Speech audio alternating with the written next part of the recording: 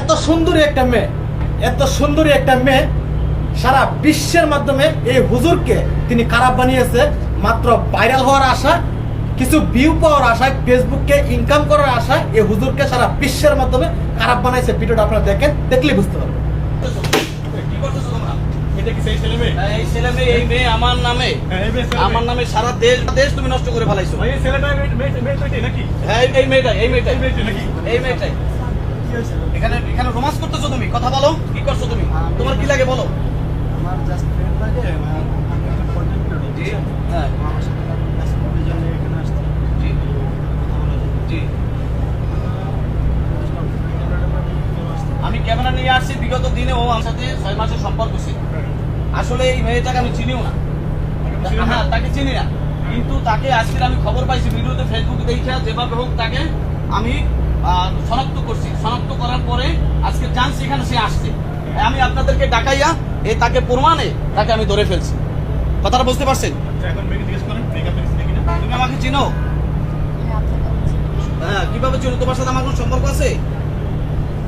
কোনো সম্পর্ক নাই। তুমি যে আমার এই মিথ্যা তহমত গুলো দেয়, তুমি বসো। হ্যাঁ, তুমি বসো, এখানে বসো।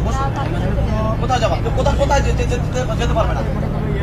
যেতে পারবে না সে। আমি যাই। সে যেতে পারবে না। আপনি বসেন, আপনি সমাধান না করে আপনি কিভাবে আমার নামে এই মেয়েটা কি করছে জানেন? আমার পরিবার আত্মীয় স্বজন সবার কাছে কালার বানায়, দেশবাসী গেছে। তো এদেশের আমার জি বলেন। আমার তো এখানে কোনো অপরাধ নেই। ভিডিও হচ্ছে এটা আমার খুব প্রবলেম। ফ্যামিলি আছে, আত্মীয় স্বজন আছে, খুব সমস্যা। আর আপনি প্রবলেম দেখেন ভাই, আমার কালার বানাই ফেলবে।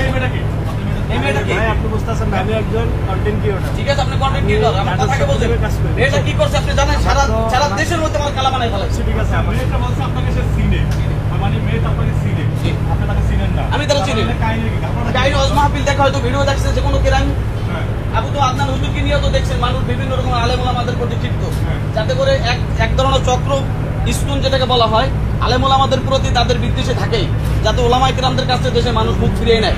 ওলামা ইকরামদেরকে যাতে করে মানুষের কাছে তুচ্ছ তাচ্ছিল্য করা যায়, ওলামা ইকরামদেরকে যাতে মানুষ ছোট নজরে দেখে, এই পরিকল্পনা নিয়ে তারা করছে। কেউ বা কারা তাকে শিখিয়ে দেওয়া হয়েছে এই কাজগুলো। কেন সেই কাজগুলো করলো আপনারা জিজ্ঞেস করেন। আপনি কি তাকে চিনেন? চিনেন? হ্যাঁ, কিছু মাহফিলে?